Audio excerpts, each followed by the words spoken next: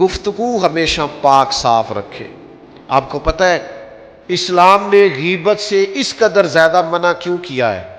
اس لیے کہ غیبت یہ کسی کی عیب جوئی ہوتی ہے، یہ پاکیزہ گفتگو نہیں ہوتی، اسے زنا سے بھی زیادہ برا اور گندا فعل کہا گیا، یعنی نبی پاک صلی اللہ تعالی علیہ وسلم نے بےہودہ گفتگو سے منع فرمایا، لا یعنی باتوں سے منع فرمایا۔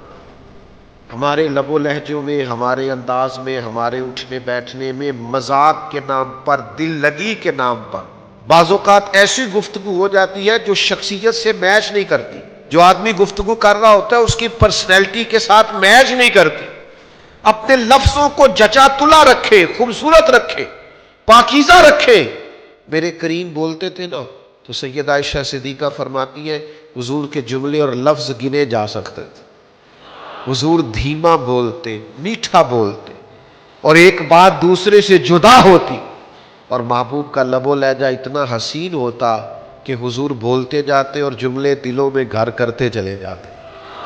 آپ پاکیزہ بات کریں، آپ عمدہ بات کریں، آپ کوئی ایسی بات نہ کریں جو ذات کے لیے ہو، آپ مقاصد کی گفتگو کریں، معنی خیز بات کریں۔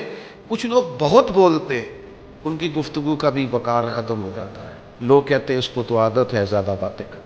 کچھ لوگ ہر بات کہنا چاہتے ہیں، ہر بات بھی کہنے کی نہیں ہوتی۔ نبی پاک صلی اللہ تعالی علیہ وسلم نے صحابہ سے پوچھا اس درخت کے بارے میں بتاؤ جس کی مثال مومن کی طرح۔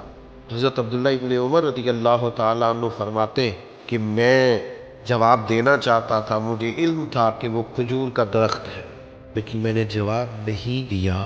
یہ ضروری نہیں ہے کہ آپ کے پاس معلومات کا خزانہ ہے تو اب آپ کسی بڑے کی پرواہ ہی نہیں کریں۔ فرماتے مجھے علم تھا کہ کھجور کا درخت ہے، حضور پوچھ رہے میں بتا سکتا تھا، لیکن فرماتے میں نے اس لیے نہیں بتایا کہ وہاں بڑے بڑے اکابر صحابہ موجود